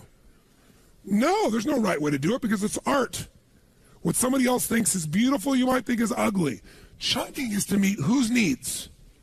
Your own. Now, if you're trying to chunk to help other people, then you're going to have something that's got a little more science than art to it. But think of it this way. If we were going to try to manage your life, what if we had a life management system, not a time management system? Because the only reason for time is it's a resource so you can get the life you want. Is that fair to say? And let's take two aspects of your life. But one area is, let's say, your personal life. That's an area of your life, your personal life, that you want to manage. And another area of your life is your professional life. Whatever you do professionally, running the company, marketing director, sales director, maybe you run many companies, you're an entrepreneur. What if we could take everything related that's most important in your life personally, and we could focus on the things that needed to happen regularly? So for example, if you don't focus on making your health better, does it get better or worse as the years go by? Which one? You can't afford not to give it consistent focus. And by the way, do you have to keep improving it, yes or no? If you try to keep it static, is health a static thing, yes or no? No. What about relationships? If you don't focus on relationships, do they tend to get better or worse? So there's some areas of your life within your personal life. If this was an area of life you're managing, is your personal and professional life. Your whole life could be managed in these two categories. If underneath these, we could say everything that matters fits within 6, 8, 10, 12 drawers.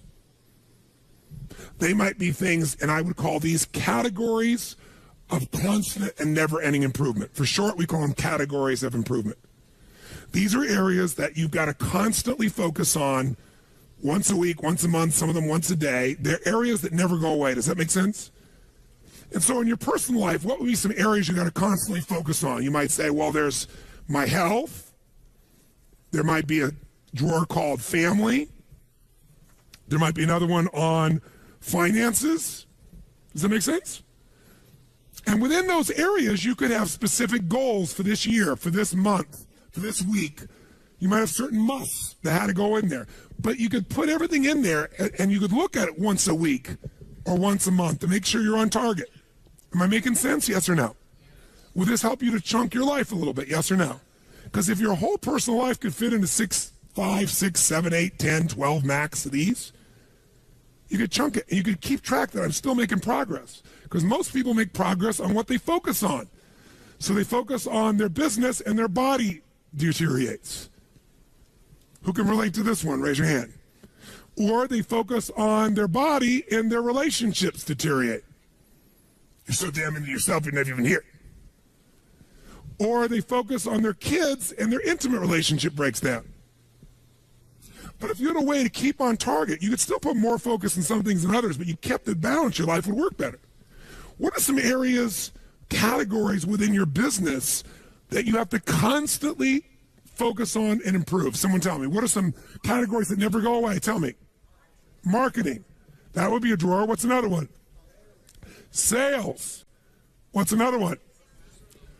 Accounting, finances, cost controls. What's another one? Culture. Empowered employees. Do you think you could take everything in your business and maybe put it in a maximum of 12 drawers? And then whenever you had a meeting, you could say, what are our outcomes? Instead of this long list, you go, what are our outcomes around empowering our employees?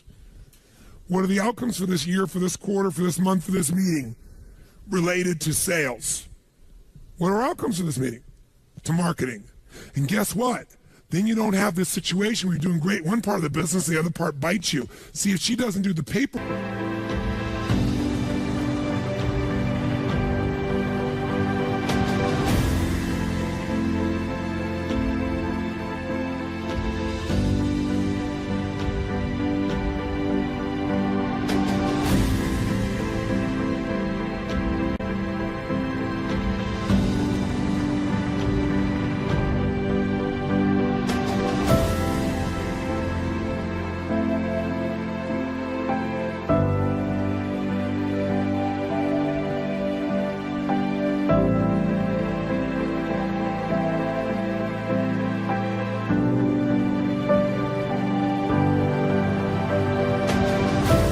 work, i.e. the finances, the production, whatever, and she focuses only on sales, we can guarantee her failure.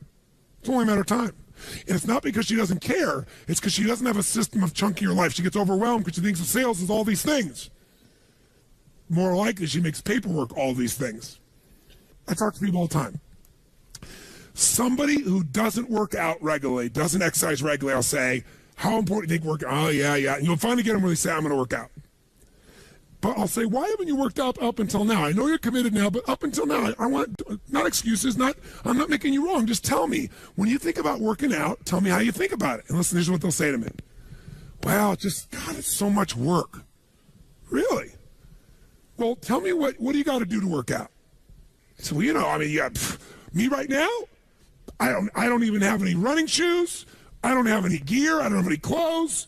I'd have to go buy the stuff. I'd have to drive to the sporting goods store and, then I have to go in there and try stuff on. And, I don't feel very good about my size now anyway. It'd be uncomfortable. And then, after I pick what's working, I don't really know what I should be wearing. I don't know if I'm going to run or I'm going to work out or lift weights. So I don't know what to buy. But let's assume I got all that stuff. Well, then what? Well, then, I got to go to the front and sit there in that damn counter and wait, and then write the check and then get in my car. And, well, what else do I have to do? Then I have to find a place to work out.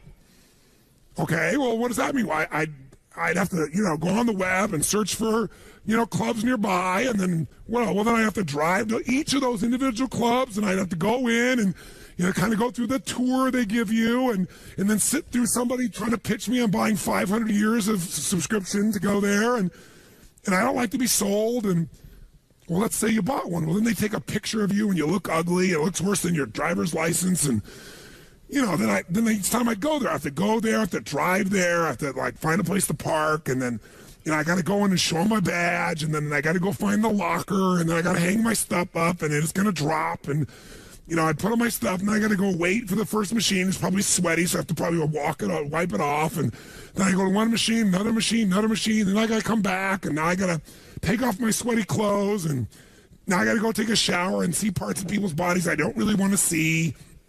And then, after all that, then I got to dry my hair again, put on my makeup, put on my clothes that are probably wrinkled, put in the smelly bag, and then I got to go show them the thing so they can stamp my thing so I don't have to pay for the parking. And then I got to find my car, and I got to get my car, and then I got to drive off. Want to eat? Sure. What does eating take? Well, you just do it. Let's just drive there and eat. Eating is 2 steps in their mind. Working out is 429. The way you chunk things is what makes you like them or dislike them.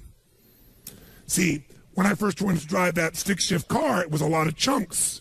I got to watch the road, drive this, do this, push this in and out too, and watch the rearview mirror? No way. But now, you watch the road, you drive the car, you know all that's one chunk. It's in your body.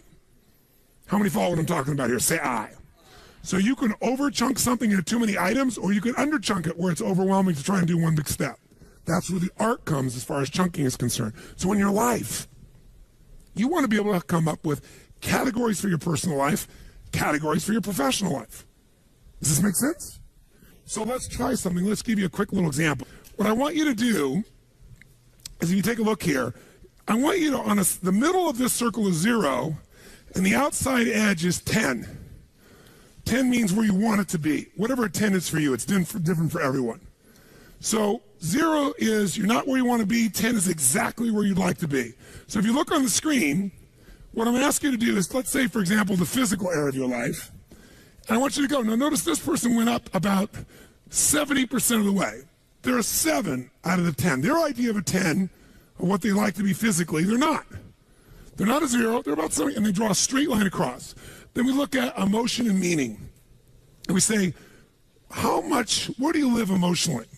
How much joy, excitement, happiness, passion, aliveness compared to what you want? How much meaning?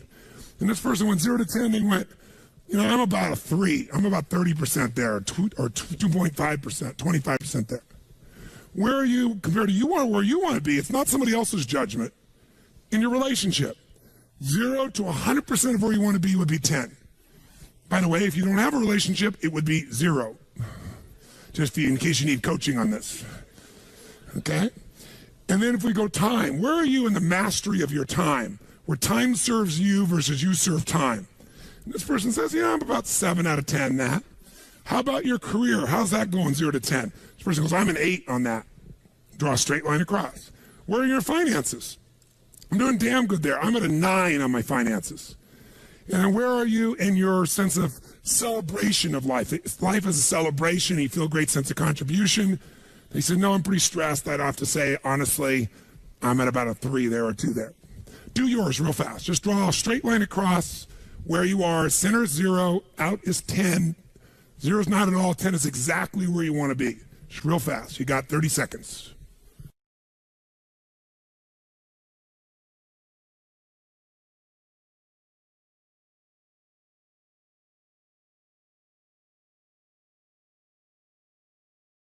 Great. So look at your design that's in front of you right now and just ask yourself this question. If this was the wheel on the car called your life, how would your car run? Better yet, what if you're going to drive that car 150 miles an hour? What could you guarantee is going to happen, my friends? What's going to happen? You're going to crash. How many are going to have a lot of stress when you start trying to drive this thing fast? Say I. Guess what owning your own business is? Driving 150 miles an hour, isn't it?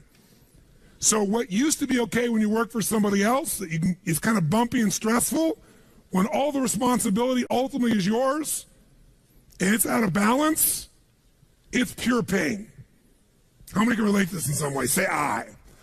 Things get this way because most people ask the question, what do I need to what? Do. They don't have a set of categories that once a week they look and go, okay, what's my most important outcome for my body this week? What's my most important outcome for my relationships? Yes, in the middle of everything else, I'm going to put those rocks in first. Somebody gave you that metaphor, right? I'm not going to pour all the water in. First, I'll put the rocks in. Here are the most important outcomes for anything else shows up for each of those areas, because otherwise the time's going to be gone. How many follow what I'm talking about here? Say I. So that's why we do a once-a-week planning session where we look at our categories, both professional or business and personal. Make sense? Now, the way we do that is with language also that's compelling. Here's some examples of how some people have chunked their life. These are their categories of constant, never-ending improvements. For Suzanne Williamson, it's family, business, friends, community, physical well-being, finance, emotional, and spiritual. This is my old list. It's been updated, but with my physical power, I called it world-class health and fitness. By the way, why did I use that language? I could have just said body. It juices me up. Physical power, because I want the power to get up and rock, to take the room, to make it happen, to shift things for my wife, for myself, for my family, right? Second, emotional juice. Why did I call it that instead of just emotion? Because emotion doesn't, but emotional juice. I want an emotionally juicy life. Outstanding family life, extraordinary friendships, absolute financial freedom, Renaissance man, the Kanai of AJR, the constant never-ending improvement of myself, the creator of the good life for my family, extraordinary communicator, leader, contributor, force for good, and spirit and soul force for God. Those are my spiritual outcomes.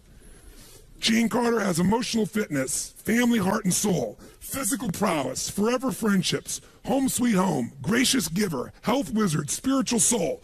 Here's what I want you to do. Write your categories right now. Just a first run. Do not be perfect.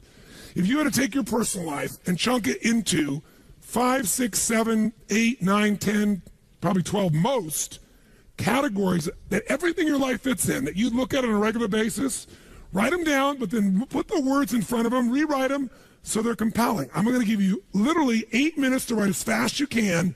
Come up with the categories for your personal life. Go.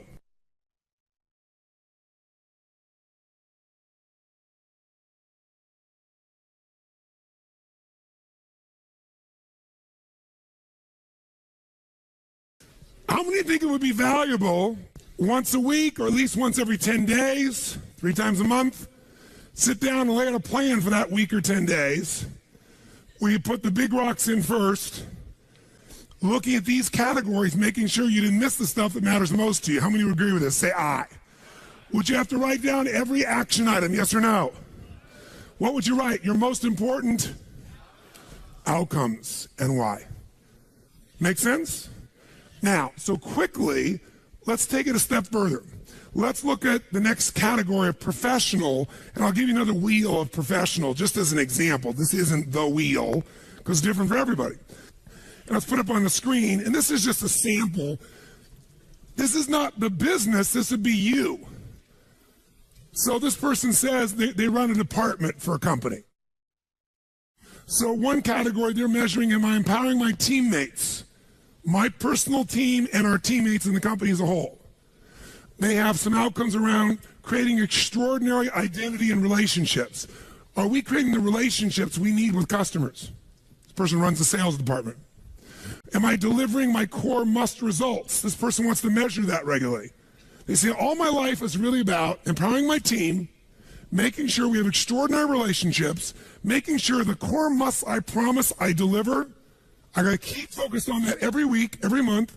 Certain amount of strategic planning, which gets set aside because I'm usually so busy in the to-dos. Certain amount of cost management I got to do because if I don't do the paperwork, the whole thing falls apart. And I got to keep making my skills stronger. I can't just keep doing what I'm doing. I got to take some time to make my skills better so that I'm sharpening the saw, so to speak. So I'm not hacking at the tree with something that's bad. I got to take it up to the next level. How many follow in a sense of this? Now that person would measure those, but here's some examples of that. So I mentioned to you, I have 4 kids, but I mentioned my daughter Jolie, so I'll use her as the example. And she, was a situation where she became an actor. Now as an actor, think about this. What do actors focus on? Quick, first gut. Somebody says getting a job. Okay. If you're focused on getting a job all the time and you're not making your skills stronger, you might not get that job. How many follow this? Say aye. Some people focus on just training themselves. Lots of actors always going to actor classes, but they don't go out and focus much on getting a job. They wait for someone to call them with an opportunity. How many follow the challenge? Some of those people, how do they get jobs? If they're a decent actor, they've got a what? An agent and or a manager, and sometimes both. And without focus by that manager or agent, are they usually going to succeed? Yes or no? No. What if they get a job? Where does all their focus go? On doing that job well. So if I'm in the middle of the job, I'm doing the job well, and I'm not anticipating how to make my skills better, I'm not managing my manager or agent, I'm not looking for new opportunities, and in the acting skills, no matter how good you are, do jobs disappear quickly, yes or no? Eventually, do they all disappear, yes or no? We can keep our businesses forever if we're successful. That's not true of a job. That's not true of an acting job. I don't care how successful, 10 years, 12 years, 14 years, it's going to change. So my daughter Jolie was always stressed out because things were always dropping out. So I said, honey, she goes, it's just so impossible. I can't do everything. I can't manage my career and go out and get voice lessons and dance lessons and then, go out on calls. And I'm just listening and I'm in my head making it right down, capturing a list. And she's telling me a million items, but as she's listening, I'm saying, there's only 5 things she really has to focus on. And these are the 5. She needs to maximize her current what? Jobs. She wants to make sure the job she's on, she's doing the maximum job she can. That's got to be a daily focus. But she can't use that as an excuse not to also make sure she's working to obtain what? Does she have to constantly be going out on roles still, paying attention, knowing what's out there? Yes or no? If she drops that out, she might do well here and then she'll be without work forever. That's typically what happens. Some people win the Academy Award and they don't work for 3 or 4 years. Because they don't have a part of their focus. They're focused on the Academy Award, the victory, the celebration. How many times have you seen that happen? And then third, she's got to focus on the management of Jolie Inc. I said, that's what it is. You're a company. You got to manage your managers and your agents. Every week, she's saying, what do I need to do to make myself better at the current job? What do I need to do to make sure I'm keeping my focus on getting new jobs and networking, doing what's necessary? What do I got to do to keep on top of my managers and agents? They're not going to just do it without my focus. What else does she have to focus on? Expanding her current acting skills so she gets better. She can't use that as an excuse and when I have more time, I'll work on getting better. No. Even if it's once every 10 days, she's not working 7 days a week on a show. She can do an acting class. She can find the best coach. She can be going for a class once a week on her throat, her voice, whatever. Right? And then, of course, the last one is being a networker extraordinaire, expanding to her identity. Guess what? Everything she can think about doing as an actress is in those 5 categories. And so if every week she's looking at that and thinking, what's the most important? Come on, guys, nice and loud. Most important in that area or outcomes in that area? Is she going to stay on target? Is her career going to be, by the way, what happens if we take that wheel and we take whatever's strongest on your wheel I'll show you what I mean. This should really be interesting, me doing this visually. If we take your wheel of life, your wheel of your career, and you got one thing like this and another thing way out here and something else like this and something else like this and something else like this, and this is your shape of your life, we all know what's going to happen. It's going to be stressful. But when we find the strongest area, let's say it was your finances or your career or whatever, and we find that outside edge and we use that as the target for the base of where you are right now. And now we say, what's it going to take to close the gap between here and here with my body? What's it going to take to close the gap from here to here in my training? Because guess what happens? Once we get here and it's all rounded, even if it's not 100%, who knows what's going to happen? How much smoother is your life going to be? And by when it's smoother, can you go faster? Easier or harder to go faster when it's smooth? This is the power of RPM and having categories of constant, never-ending improvement in both your personal and professional life.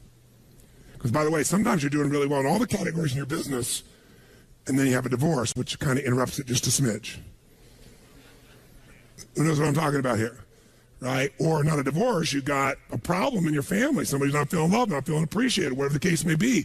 This is the goal of what we're trying to do here.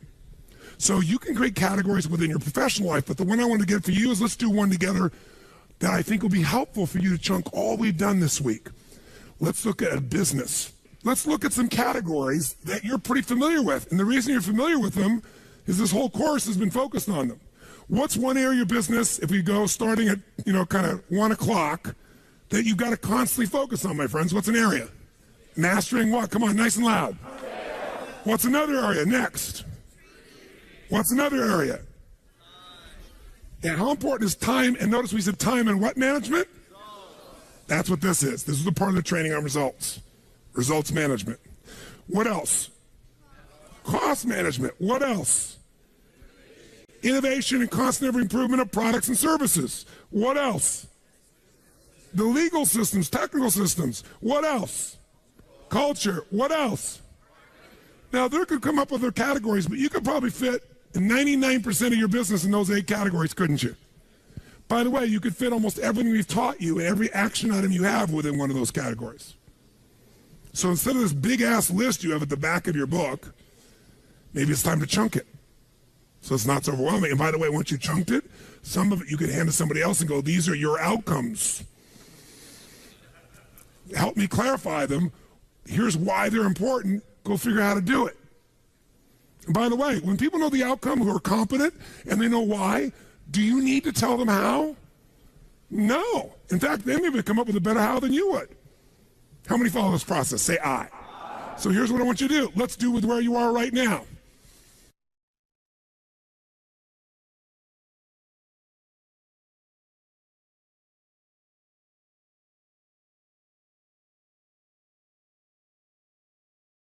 Every business I own, how am I able to walk in and have 12 companies?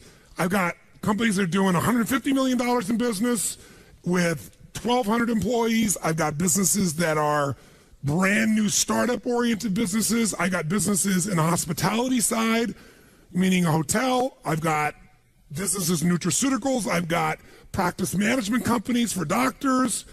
I got this educational business that I'm a part of. They're all radically different businesses, but guess what? When someone's going to talk to me about it, I can take everything they're saying and put it in one of these 12 drawers. So every business has it. So here's Namali. Namali is my resort in Fiji. It's the #1 resort and spa in the country. 525 acres, 3 miles of ocean frontage.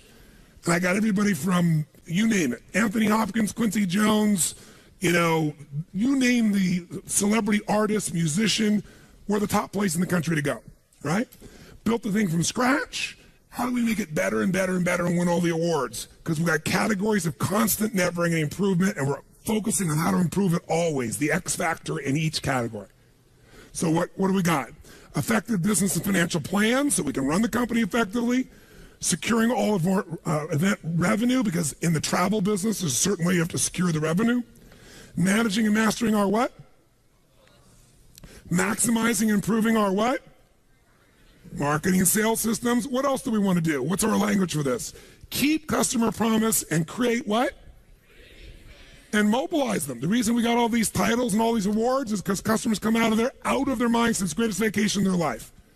When I told Chet about it, Chet's been all over the world, and Chet's, been to some very nice places, and we're good friends, but he was like, yeah, Tony, yeah. And then he emails me and calls me, this is the most incredible experience. And he's crying at the end. I've never cried leaving a hotel before, like I didn't want to leave. Because it's an emotional bond, it's an experience. It's not just the beauty of the place, it's the people. So there's a very different experience for people here, right? What else? We got to keep re-engineering, strengthening, improving all our what? Technical communication, customer databases. We have to have world-class organization of what kind of employees? And who else? That's right. We constantly got to improve and present the finest what? Now, most of the rest of these might fit in your business. Unless you're in the restaurant business, you probably don't have food on the list, but we have to because it's part of our business. You got to think, what's the most important thing? You got to constantly improve, so nothing's left out. We got to maximize and improve our current community impact because I believe we must impact the community. So we have 2 villages on either side of our resort, and we employ about 200 people. We're the biggest employer in the area, and we send all the kids to school as my gift. I've been doing it for 22 years.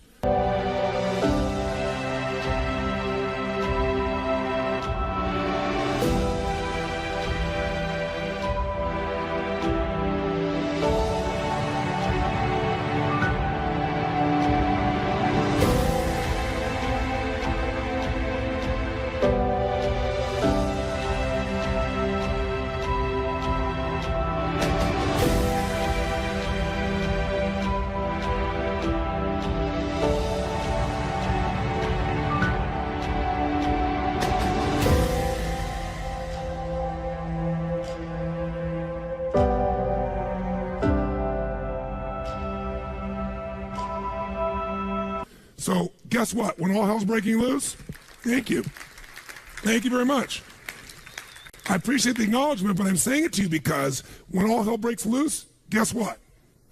Our people, the community there supports us completely, right? We didn't do it for that reason, but there have been a couple times there was a coup in that country. It happened many years ago. When the coup happened, some people are coming, they're going to say, I'm going to ramshack this resort. And guess who was standing out there? The entire village standing in front of the resort saying, you're not touching Tony's property. I was like, okay, that's pretty cool. But what you give and you give and you give, it comes back. An identity. I've been through the births and the deaths and the upsides and the downsides, and we're there together. But it's because it's a focus for me. By the way, with all of my life, could you get off track and miss some of these, yes or no? This is the ultimate checklist.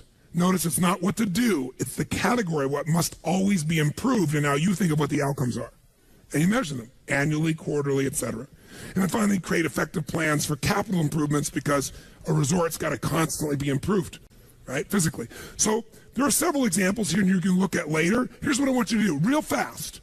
You can use the 8 we just wrote down in the wheel, or you can create something else, but I'm going to literally give you, I want you to do this quick, what are the 6, 8, 10, 12 categories that cover your whole business? Make your business categories of constant improvement your first run at it. We won't have enough time to finish it, but I want you to get a good run at it. Ready? Go.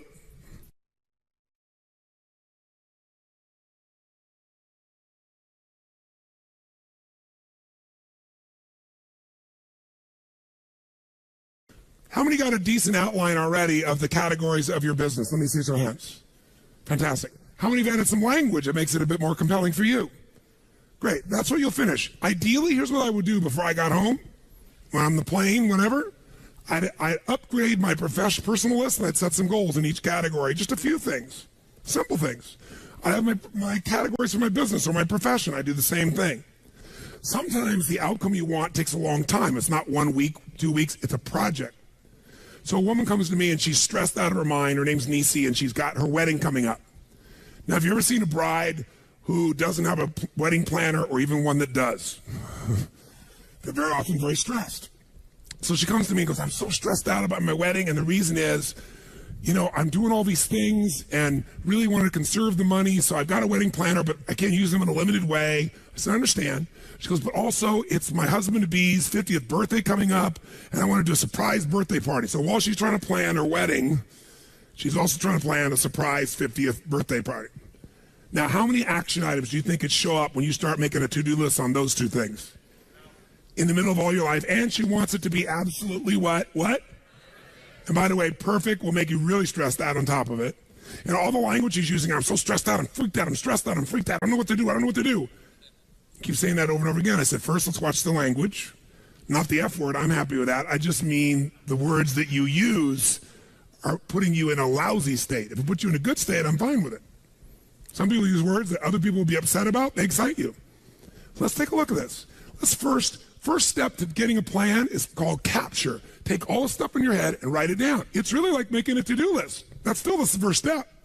Get it all out of your head and keep it in one place, not 20 places. Like many of you have written on notepads over here and a book over there and a thing over there, and you're gonna like try and figure out where the hell to find this shit later on. Okay? You need one place, whether it's in your iPhone or whether it's on your computer or whether it's gonna be, on a paper version of something, one place, right? A planner or something. But in her case, here's what we did. We created a capture list. We split it in two things, keep it simple. Things she's got to communicate versus results, actions, or projects she's got to get done. And so this is what we came up with real quick. She's got to call KP to put out signs. She's got to call and confirm a band. This is what she starts telling me. I start writing it down. I need to take care of the parking situation. I got to rent 2 vans. I got to have a Friday breakfast. I got to have a Saturday breakfast. I got to have a Saturday lunch for everybody. I got to order the direction signs. I got to order the meat trays and pick up at Sam's. I got to pick up the donuts on Friday and Saturday. Oh my God, I got the plates and the silverware and the cake tables I also got to get. Oh, I got to get the caterer for Saturday and Sunday. Oh my God, I got to call and get an MC for Gary's party on Friday night. Oh yeah, and I got to order the mic and the podium for the party in the hotel. How many are starting to feel stressed already for her? And by the way, it kept on going and going and going. And so by the time you're done with your capture list, it'll be like taking this 5 days and turn to the back of your book and reading that long list. You go, no, I hate Tony Robbins. I hate Chet. I hate them all. So much here. I'm going home to all this other work. Unless you chunk it, right? Unless you're clear. So what we do is begin to chunk it. And when you have a project, it's not just this week, something that's long lasting. You got to come up with an ultimate what? What's your ultimate what? Come on, guys, your ultimate what? That's right. What's the ultimate outcome? What's the ultimate result? And so we came up with it with her. We said, what are you really after? Stop telling me all the things you got to do for your wedding. Tell me what you want. We get so caught up in the doing, we forget what we want. Same thing with your business. So caught up in the doing your business, forget what you got in business for. So she says, well, we finally I want to create the wedding of a lifetime. That's an incredible experience for Gary and for me and totally fun for all of our guests. That's different than I got to put on a wedding and a party perfectly. What do I want to do? Create a wedding of the lifetime that's an incredible experience for Gary and me and fun for our guests. Why? Second question, why? She says, it'll be a remarkable beginning for an awesome marriage. I want to express my love to Gary in ways he'll never forget in both the wedding and in the party. I want my family and friends to have so much fun. Now she remembers why she's picking up those signs or getting someone else to. Now we say, let's not write all the to-dos. This is a big project. Tell me just the key results. The big results that have to happen for you to have the most incredible wedding possible. She said, well, I've got to handle enough events in advance that I'm assured the weekend will be a success, and that'll make me relax during the wedding and even coming up to it. If I can handle enough of the most important events in advance. What else? I got to have a pleasurable Friday and Saturday evening enjoying my guests while the details are being taken care of by other people. She got that. Now that she knew her outcome, she knew how to get there. What else? I need to set up a fun day of shopping with Kim and Kay, her best friends, so we can spend time with them while we're shopping for the wedding things. So instead of feeling I'm stressed and not spending time with my girlfriends during the wedding because I have so much, let's have them take shopping with me. Let's do it together. And what else? I need to create a fabulous surprise 50th birthday party for Gary on Friday night during the rehearsal. Each one of these will become an RPM block of its own. How many follow that? By the way, once you do a few people's experiences like this, you'll start to see there's a pathway, a pattern that's the same for most weddings. Effective weddings, happy weddings. You'll start to know maybe the words change, maybe somebody has a 50th birthday, but you'll start to see the same pattern. And what took a long time to do the first time, you can do in seconds now. It's the signature. So let's take a look. One of those outcomes was create a fabulous surprise birthday party for Gary on Friday night. Why? Purpose, she's creating an RPM block. Why am I doing it? To honor and delight Gary, to have fun, to create a magic moment, to share my love with him at the deepest level. Okay, what's it going to take for me to create a fabulous surprise birthday party for Gary on Friday night? Well, I got to pick up the signs. I got to order the cake. I got to pick up the cake. I got to get an MC. I got to get an accurate count on the guests. I got to confirm the count to the hotel. I got to get a microphone. I got to get good stuff hanging on the signs. She'll then go to the next part of the project. But this RPM block is done. Guess what's cool? She can go back through that list and go, who can I leverage this to? Or how many of these things can be done simultaneously? And guess what she ended up doing? She got 3 friends. One did all the signs. One did the food. One did all the things related because she was more technically driven on stuff. And the 3 of them had a blast together getting it done. They put on the party perfectly. That sets up Friday night perfectly. By the way, how much does she breathe? And how much time does it take? All this sounds like a lot, but she estimated how much time will it take beside each one? And she goes, that's actually only 10 minutes. It looks like so much, but when you add up the total time, it's 3 hours. And I got 3 weeks. How many follow what happens here? In our head, we make it so much what? Bigger. And by the way, time will fill, activity will fill whatever time you give it. So when she locked it down, it's like, okay, that's handled. What's the next block? And all of a sudden, guess what her wedding became? 6 RPM blocks, 6 outcomes, 3 friends helping her. Everything went perfect. She was out of her mind. And most importantly, she felt totally in control of her life the whole time. That's a project. Now, you might leave here and do a project called your RPM for, let's say, one section, marketing. One section, sales. So you say, what's my marketing outcome? You'd be very specific about the outcome. Why are we going to do this? And then, what are the action items? You know, I'm going to go look at the Core Story website, Empire's website, and I'm going to read it all. Second, I'm going to brainstorm out what I think the story should be or the core elements. Third, I'm going to do the research here. Fourth, or I'm going to hire Empire. I'm going to bring in Chat to come in or the group to come in and train our salespeople on it. Whatever you're going to do, that's the part of it. What else am I going to do in marketing? I am going to go take a look at our advertising and take the 17 items checklist of top advertising and make sure that's what we're doing. What else? And you make your list. How many followers? By the way, it'll take initially some time, but when it's done, you'll have a master plan for transforming your whole business.